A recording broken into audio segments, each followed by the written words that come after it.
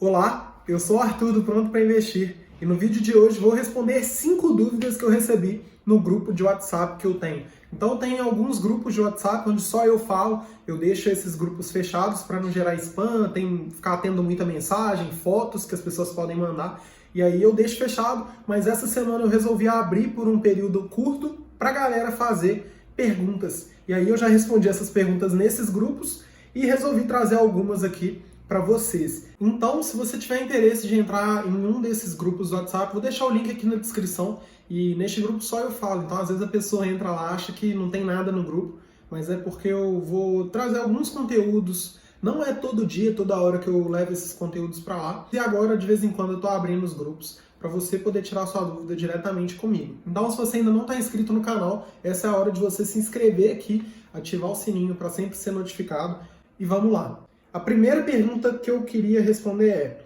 com a queda da Selic, compensa colocar o fundo de emergência em fundos imobiliários? Não. O fundo de emergência ele deve ser feito no Tesouro Selic ou em outro título aí do mercado financeiro que tem uma característica muito parecida com a do Tesouro Selic, que é o quê? Liquidez diária, que seja de renda fixa e que renda mais do que a poupança, por exemplo. Então o Tesouro Selic é a melhor opção para você investir o seu fundo de emergência.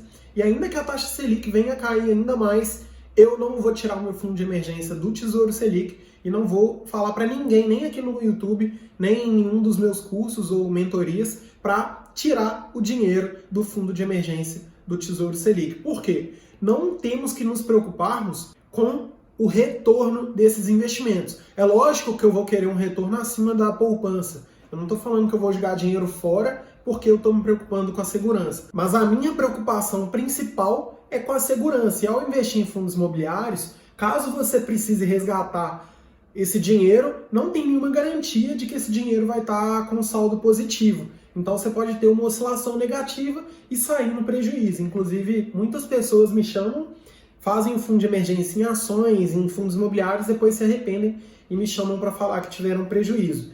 Então não faça isso. Como analisar uma empresa? É um pouco difícil eu falar como analisar uma empresa em um vídeo curtinho como este, mas eu acho que você deveria já criar algumas premissas para validar essas premissas na hora de selecionar essas empresas. Então eu, por exemplo, não invisto em nenhuma empresa que tem participação do governo. Então, só de eliminar as empresas que têm participação com o governo, eu já elimino uma grande parcela de empresas que estão listadas na nossa bolsa. E assim, eu vou facilitar o meu trabalho de analisar uma empresa. Outra premissa que eu tenho: não invisto em empresas que tenham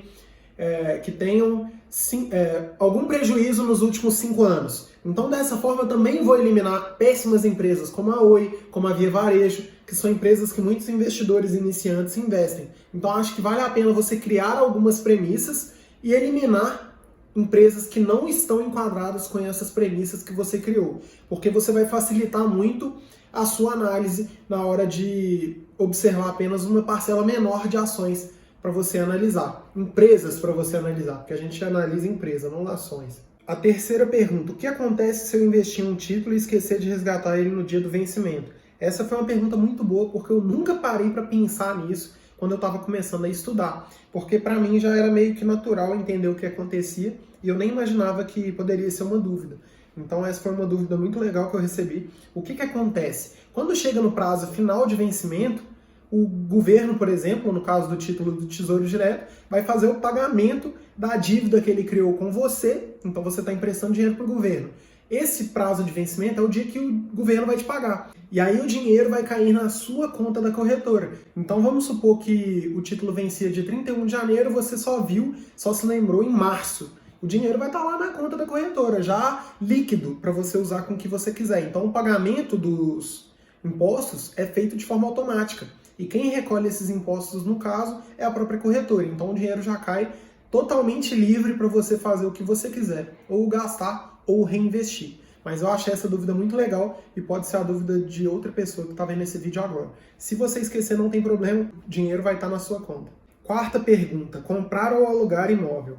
Financeiramente, alugar imóvel vai valer muito mais a pena, mas nem toda decisão na nossa vida a gente tem que olhar só pelo dinheiro. Então, tem pessoas, por exemplo, que crescem tendo o sonho de comprar uma casa própria. E aí, como que eu falo que é melhor alugar imóvel para uma pessoa dessa? O que é melhor para mim, não necessariamente será melhor para essa pessoa. É óbvio que aqui, como eu falei, financeiramente vai valer mais a pena e aí não tem você achar ou não achar, é fato. Agora, nem por isso eu acho que ninguém deveria comprar. Se é seu sonho comprar, compre. Qual que é o problema que eu vejo na situação de comprar um imóvel? Que as pessoas, elas compram esse imóvel muito cedo. Então, para mim, as pessoas deveriam acumular mais dinheiro, acumular mais ativos para poder ter investimentos que vão retornar dinheiro para o bolso dessas pessoas. Então, o que é ativo? Ativo é você comprar uma ação e essa ação vai colocar dinheiro no seu bolso. Ativo é você comprar um imóvel que fosse para alugar, porque esse imóvel está colocando dinheiro no seu bolso. Agora, quando você compra um imóvel para você morar, você está criando uma dívida. E isso tem um custo muito alto, tanto de oportunidade, que esse dinheiro poderia estar investido e rendendo dinheiro para você, quanto um custo mensal, que são as despesas que todos os imóveis têm. E quanto mais passa o tempo, mais o imóvel vai tirar dinheiro do seu bolso. E tem outra coisa também que muita gente não repara, é que às vezes a pessoa compra um imóvel e fala assim, minha casa vale R$1 milhão. Não, você acha que sua casa vale R$1 milhão, porque se você tentar vender, eu tenho certeza que você não conseguiria o valor daquilo que você acha que a casa vale. Então já vi muitas pessoas tentarem vender casas e não conseguirem. Por quê? Porque às vezes a casa vale mais na cabeça dela, né? Só que não vale. O bem que você tem, ele vale um valor que o mercado está disposto a pagar. Então, se eu comprar uma ação a R$20 e lá na Bolsa de Valores ela estiver sendo negociada a R$10, não importa quanto que eu paguei, não importa quanto que eu acho que vale. Importa aquilo que está sendo negociado. E casa é a mesma coisa, carro é a mesma coisa. Então a pessoa tem um carro, na tabela FIP meu carro vale 30 mil, mas se você for vender no mercado vai valer 30 mil? Então eu acho que esse é um problema muito grande, fora a liquidez. Porque quando você tem um imóvel, você não consegue se desfazer desse imóvel facilmente.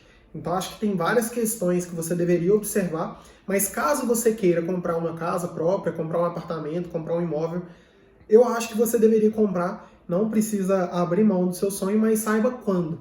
Eu acho que as pessoas erram muito no quando, porque a nossa vida financeira, se a gente não investe dinheiro, ela tem um comportamento de ter uma crescente e depois cair. Então coloca uma pessoa que ganha R$10 mil por mês. Quando ela se aposentar, ela vai se aposentar com teto do INSS. Se ela não tiver nenhum investimento, ela vai ter uma queda muito grande na renda dela e terá que manter grandes custos que ela foi acumulando ao longo do tempo. Então, primeiro você compra bens que vão colocar dinheiro no seu bolso, para depois, quando você estiver mais velho, você comprar bens que vão tirar dinheiro do seu bolso. Um exemplo disso é o Flávio Augusto. Hoje ele tem uma mansão que custou muito dinheiro e não tem retorno financeiro nenhum na vida dele. Mas ele teve que acumular muitos ativos para poder gastar com isso agora. Então, se ele tivesse comprado uma mansão quando ele estava começando, talvez ele não tivesse tido a chance de ter tanto dinheiro quanto ele tem e de ter construído tantos negócios, de ter a estrutura que ele tem hoje gerando dinheiro para ele. Então, tenha dinheiro, tenha ativos, invista seu dinheiro e o dinheiro que você recebe desses investimentos no futuro, você poderá gastar com qualquer despesa que você quiser. E a quinta pergunta é, como faz para investir no mercado americano? Eu também achei essa uma ótima pergunta, mas eu até perguntei para o cara que fez essa pergunta, eu esqueci o nome dele, se ele já investia na Bolsa Brasileira. Porque normalmente as pessoas querem ir para o mercado americano, mas nem investiram na Bolsa Brasileira ainda. É uma coisa muito estranha. E ele disse que já estava até começando a investir na Bolsa aqui, mas que ele tinha visto uma notícia de uma empresa que estava avançada aí contra o coronavírus e ele queria investir nessa empresa. E aí eu falei com ele que a gente tem que tomar muito cuidado com essas oportunidades que a gente fica procurando demais. Porque o que vai mudar a sua vida financeira não é uma única empresa que você vai acertar. Até porque é muito difícil você acertar uma única empresa. O que vai mudar a sua vida serão 10, 12, 15, 20 empresas que terão um bom desempenho ao longo do tempo e, com o tempo, os juros compostos de você reinvestir esses investimentos aí e também da valorização dessas empresas é que vai mudar a sua vida financeira. Então, toma muito cuidado com essa busca de grandes oportunidades, porque eu tenho certeza que você vai errar. Estatisticamente, é muito difícil você acertar, porque não dá pra gente prever o futuro. Mas como que você poderia investir no mercado americano? Você pode investir tanto através da Bolsa Brasileira, através, por exemplo, do ETF e VVB11, onde você investirá nas principais empresas do mercado americano, ou você pode investir, por exemplo, diretamente através de uma corretora americana. Então existem várias corretoras aí que permitem que você abra sua conta aqui do Brasil. Antigamente eu nem sabia disso, mas hoje em dia já tem muito mais informação sobre esses tipos de investimentos. Eu não invisto no exterior ainda, eu acho que eu só vou começar a investir lá quando a minha carteira já estiver um valor muito alto na Bolsa Brasileira, e eu acho que você poderia fazer o mesmo. Então, já é difícil escolher boas empresas na Bolsa Brasileira quando a gente está começando. Imagina procurar entender essas empresas em um mercado fora do que está ao nosso alcance. Então, acho que aqui é muito mais palpável, muito mais fácil de você entender e você começar. É lógico que investir no exterior tem a sua importância, mas vai tudo do momento. Então, acho que escolher os nossos investimentos tem a ver com o momento que a gente vive e talvez pode não fazer sentido você começar agora. Agora, se você já tem uma carteira bem grande, uma carteira robusta aqui no Brasil, talvez faça sentido. E aí saiba que vai ser um pouco mais difícil de escolher empresas lá. Então eu investiria no mercado americano, pelo menos para começar, ou pegaria um ETF das empresas que mais dividem dividendos no mercado americano. Então tem empresas, por exemplo, tem uma carteira de empresas só com empresas que entregam dividendos ano após ano mais altos. Então, a cada ano que passa, elas aumentaram a distribuição de dividendos há pelo menos 25 anos. Então, são empresas muito seguras, na minha opinião, e investiria também, por exemplo, na própria Bolsa de Valores americana, em um ETF que replica o S&P 500, que é o índice que representa a Bolsa americana.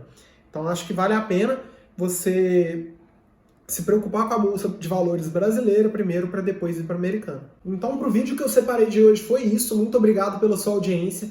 Deixe o seu comentário ou a sua sugestão. Para quem não sabe, eu estou fazendo 90 vídeos em 90 dias. Esse, se eu não me engano, é o vídeo 34, mas eu já estou perdendo as contas. Então, é isso. Inscreva-se aqui no canal, participe do conteúdo, faz muita diferença para mim. E muito obrigado por você ter visto até agora. Deixe o seu like aí e compartilha com seus amigos. Tamo junto. Valeu!